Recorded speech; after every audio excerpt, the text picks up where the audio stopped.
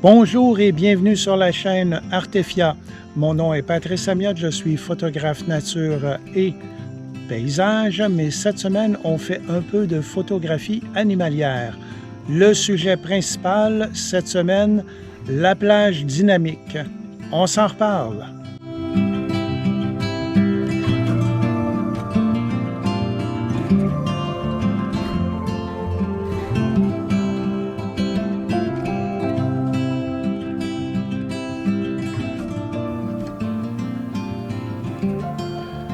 Ça vous est déjà arrivé d'avoir une photo qui ressemble à ça, où votre ciel est complètement ou partiellement délavé et vos zones d'ombre, comme ici, là, au niveau des arbres, on perd de l'information, là, c'est noir, c'est sombre. C'est une situation qui arrive, je vous dirais, assez régulièrement, là, surtout si vous êtes en fin de journée, ça peut arriver. Donc, quoi faire dans un cas pareil? Parce que le problème, c'est un problème de plage dynamique. Dans un premier temps, on va aller jeter un coup d'œil juste pour imager ce concept-là dans Lightroom. Alors, si on regarde la photo qui est ici, je vais tout simplement, ici en haut à droite, je vais aller activer mes triangles ici, là, dans le haut, pour vous montrer, voyez-vous, la zone d'écrêtage ici au niveau des ongles. Donc, tout ce qui est en bleu est écrêté, donc j'ai une perte d'information ici. Puis si on regarde au niveau du ciel, c'est la même chose, là. Donc, j'ai une grosse perte d'information ici, là. Okay? Là, j'ai artificiellement augmenté l'exposition, ce n'est qu'à titre d'exemple. Normalement, ma photo ici, mon exposition serait dans le centre, là. Okay? Là, je l'ai fait tout simplement parce que je n'ai pas trouvé de photo qui était vraiment surexposée à ce point-là, là, dans ma banque de photos. Donc, c'est ça, je l'ai fait artificiellement, là, simplement pour vous démontrer à quoi ça va ressembler. Donc, la plage dynamique, c'est quoi? La plage dynamique, c'est la gamme de différences tonales entre le blanc le plus clair et le noir le plus foncé dans une image. Là, je vous montre une petite image juste ici. Alors, juste pour vous démontrer que la plage dynamique que notre œil est capable de capter est de plus ou moins 24 stops de lumière. C'est une définition qui est généralement acceptée, là, donc on va travailler à partir de cette base-là. Maintenant, votre capteur, lui, n'est pas en mesure d'aller chercher, d'avoir une plage dynamique aussi large que ça. Donc, ce qui arrive, c'est que si, par exemple, vous êtes en présence d'une scène où vous avez 16 stops de lumière, donc du plus clair au plus foncé, ça représente 16 stops de lumière. Mais votre capteur à vous, par exemple, est capable de capter 10 stops de lumière. Donc, il y a un écart de 6 stops. Donc, c'est dans un cas comme ça où vous allez avoir des zones d'écrêtage. Donc, au niveau des ombres, par exemple, vous ne verrez pas beaucoup. Au niveau du ciel, ça va être tout simplement cramé. Donc, quoi faire dans un cas pareil? Donc, je vous propose 5 petites solutions ou 5 trucs pour vous aider. Le premier truc, c'est de sous-exposer votre photo. Donc, si je prends encore l'exemple de ma photo ici, si je suis dans une scène où je prends ma photo, puis là, je regarde, parce que, comme je vous ai déjà conseillé, d'essayer le plus possible d'avoir votre histogramme directement sur votre écran de votre appareil photo. C'est extrêmement pratique. Puis dans ce cas-ci, vous allez voir. Donc, si vous voyez que votre photo, elle est cramée, vous voyez que le ciel est complètement blanc, puis votre histogramme est complètement à droite, et vraiment, là, excusez le terme en québécois, mais à côté, là, vraiment sur la barre. Donc, il va falloir faire une action, absolument, parce que votre photo ne sera pas réussie. Il y a possibilité aussi, en passant dans la plupart des boîtiers, de programmer une fonction qui va tout simplement faire en sorte que les zones qui vont être cramées vont tout simplement clignoter. Donc ça peut être un autre indicateur aussi là, que vous pouvez avoir. C'est une fonction généralement que vous devriez avoir, je pense, dans la plupart des boîtiers, mais bon, reste à voir. Il faut regarder votre manuel d'instruction pour votre boîtier à vous. Donc, comment faire maintenant pour pour diminuer mon exposition? Alors, si vous êtes en mode soit de priorité à l'ouverture, priorité à la vitesse, ou encore le mode P pour le programme, donc, vous avez une fonction qui s'appelle la compensation d'exposition. Donc, vous allez devoir compenser, c'est-à-dire, ce qu'on dit souvent, c'est shooter à droite, c'est-à-dire vraiment shooter pour les hautes lumières. Donc, ça veut dire on va tout simplement ramener notre histogramme un peu vers la gauche pour être en mesure de récupérer de l'information dans les hautes lumières. Donc, vous allez me dire, ouais, mais si je compense vers la gauche, donc mes zones sombres vont être encore plus sombres. Oui, mais ce qui arrive, c'est que dans les hautes lumières, les photosites qui sont sur votre capteur accumulent des photons de lumière. J'en ai un petit peu parlé dans ma dernière vidéo là, sur les boîtiers. Et quand vous avez une photo qui est cramée dans les hautes lumières, ça veut tout simplement dire qu'il n'y a plus de photons qui peuvent rentrer. Vos photosites sont pleins. Donc, c'est là qu'il y a une perte d'information. Tandis que dans les noirs, ce n'est pas la même chose. C'est plus au niveau électrique. Donc, au niveau des zones plus sombres, si on vient ici au niveau là, de Lightroom, alors je prends ma photo ici, là, simplement à titre de démonstration. Fait que vous regardez ici là, les épinettes qui sont là. Alors, si je vais dans mes réglages de base à la section ombre et que je pousse mon curseur vers la droite, bien, vous allez remarquer que je récupère de l'information. Okay? Donc, c'est plus facile de récupérer dans les zones sombres, tandis que dans les hautes lumières, si c'est cramé, il n'y a plus rien à faire, c'est fini. Donc, on va protéger nos zones, nos highlights, là, nos zones de haute lumière, tout simplement en sous-exposant un peu, du moins assez pour que, quand vous allez regarder votre histogramme sur votre appareil photo avant de déclencher, que vous allez voir que votre histogramme s'est déplacé vers la gauche et que vous ne cramez pas, là, que vraiment l'histogramme, la courbe est revenue à plat, si vous voulez. Donc ça, c'est un premier truc. Ah oui, maintenant, si vous shootez en mode manuel, là, c'est un peu différent. Là, vous allez voir que votre compensation d'exposition, la molette ne fonctionnera pas. C'est tout à fait normal, c'est que là, vous êtes en mode manuel. Donc, de quelle façon vous pouvez régler votre exposition? Bien, c'est en jouant tout simplement avec votre triangle d'exposition, à savoir l'ouverture, à savoir la vitesse et le ISO. Donc, c'est en jouant avec un de ces trois ou deux de ces trois paramètres-là que vous allez pouvoir tout simplement ramener votre histogramme selon la situation, bien entendu. Des fois, ça peut être la vitesse, des fois, ça peut être l'ouverture qui va être à prioriser. Ça dépend de la situation où vous êtes là. Okay? Donc, ça, c'est le premier truc. Le deuxième truc, c'est au niveau du ISO. Alors, c'est de shooter avec le ISO le plus bas possible. Okay? C'est sûr que dans certaines situations, on ne pourra pas le faire pour X raisons. Mais là, je vais vous montrer ici quelque chose à l'écran. Alors, on a une courbe ici. Là, je vais prendre cette courbe-là et pour mon boîtier à moi, c'est-à-dire un Fujifilm X-H2, pardon. Toujours un peu de misère à le dire, celui-là. Donc, c'est un graphique ici qui va nous démontrer l'efficacité de la plage dynamique par rapport au ISO de mon boîtier. Donc, ça veut dire que dans mon cas à moi, le ISO natif de ce type de boîtier-là, c'est 125 ISO. Donc, ici, bon, on le voit, c'est 126, là, mais on s'entend.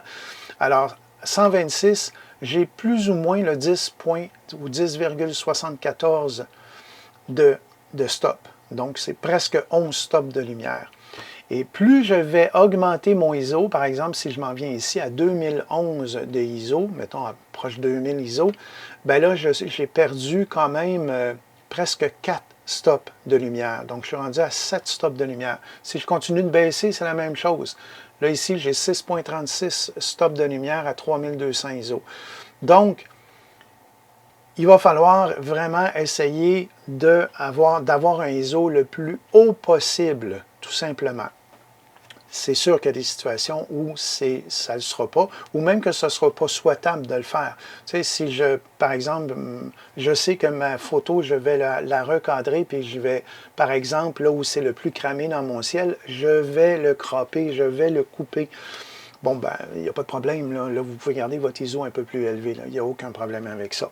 Ce qui est intéressant aussi, je vais mettre dans la description de la vidéo le lien pour ce site-là, là, Photons to Photos. C'est vraiment un site qui est intéressant parce que, voyez-vous ici, là, je vais le comparer avec un Canon T7 ou en Europe, c'est un 600D. Alors, vous voyez ici, la courbe, ben, elle est vraiment différente. Là. Dans le cas du Canon, ben, le mieux pour lui, c'est le ISO 100 et il va être à 8,5 à peu près stop de lumière. Donc, j'ai moins de stop de lumière dans ce type de boîtier-là. Puis vous avez ici à droite, là, vous avez une échelle où vous avez une multitude de boîtiers. Alors, vous pouvez tout simplement aller vérifier pour votre boîtier à vous quelle est vraiment la plage de vos ISO où vous avez le plus de plage dynamique. Très intéressant. Alors ça, c'était le deuxième truc. On va revenir à notre écran ici, et voilà. Donc, le troisième, j'en ai déjà parlé dans ma dernière vidéo au niveau des boîtiers, c'est de shooter avec un format RAW, tout simplement. Pourquoi? Ben, tout simplement que le format RAW permet une plage dynamique un peu plus large, pas tellement plus large, mais quand même un peu plus large, qui va nous permettre, en retouche, bien entendu, de pouvoir aller récupérer des détails. Si votre but est de shooter tout le temps en JPEG, dans le sens où vous ne faites pas de retouche dans un logiciel, ne shootez pas en RAW, là, vous n'aimerez pas votre photo. La photo va vous paraître terne un peu, là. Donc vous allez voir, il n'y a pas de saturation, puis les couleurs sont moches un peu, mais c'est tout simplement parce qu'on récupère toute cette information-là en retouche. Parce que toute l'information est dans le fichier RAW. Donc, si on reste en JPEG, aucun problème non plus, là, mais c'est juste que vous avez peut-être, j'utilise souvent l'expression de mon carré de sable, c'est que quand je shoot en RAW, mon carré de sable est un peu plus grand, donc j'ai plus d'espace, si vous voulez, pour améliorer ma photo. Alors, ça, c'était le troisième. Le quatrième, c'est l'utilisation d'un filtre ND, mais graduel. Je ne sais pas si vous allez pouvoir bien voir la différence ici. Alors, tout simplement, c'est que j'ai une partie ici de mon filtre ND qui est foncé. Puis, plus je vais descendre ici, plus ça va être graduel. Donc, l'opacité, si vous voulez, va être graduelle, en venir jusqu'à être translucide. Alors, ce que ça va faire dans une photo de paysage où j'ai un ciel là, qui est vraiment très, très clair, bien, avec un filtre comme ça, puis en passant, on peut l'avoir aussi en mode circulaire. Donc, avec un filtre comme ça, bien, vous allez protéger tout simplement les hautes lumières là, qui sont dans le ciel. Donc, vous allez vraiment vous donner un coup de pouce. Alors, on améliore notre photo tout simplement en utilisant ce type de filtre-là. Faites attention parce que de la qualité aussi dans les filtres. Ça, en passant, j'ai acheté ça il y a plusieurs années à ne pas faire. C'est un filtre en plastique. C'est pas terrible, c'est vraiment de la qualité très très basse. Celui qui est ici, c'est un filtre magnétique là, qui est gradué. La qualité elle est beaucoup mieux, mais vous en avez là, à différents prix. Là, donc, ça peut être un atout dans votre sac photo. Le dernier truc, c'est de faire du bracketing. Bon, le bracketing, malheureusement, je n'ai pas le terme français, j'ai oublié de le chercher.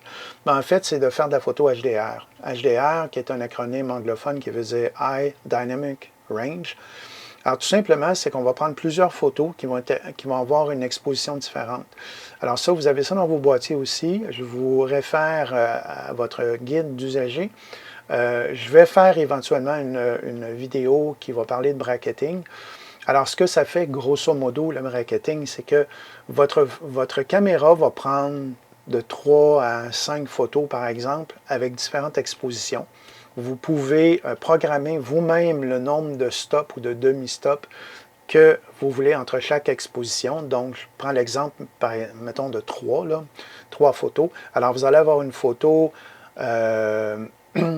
admettons, on va aller avec un stop. Alors, je dis tout simplement, je programme mon boîtier pour lui dire, quand je vais déclencher, tu prends une première photo avec un stop surexposé, Tu la prends après ça bien exposée, donc avec mon 18% de ton de gris neutre, et un stop sous-exposé. Donc là, ce qu'on fait dans ce cas-là, c'est, et là, malheureusement, il va falloir utiliser un logiciel de retouche, que ce soit Lightroom ou la plupart des logiciels vont le faire.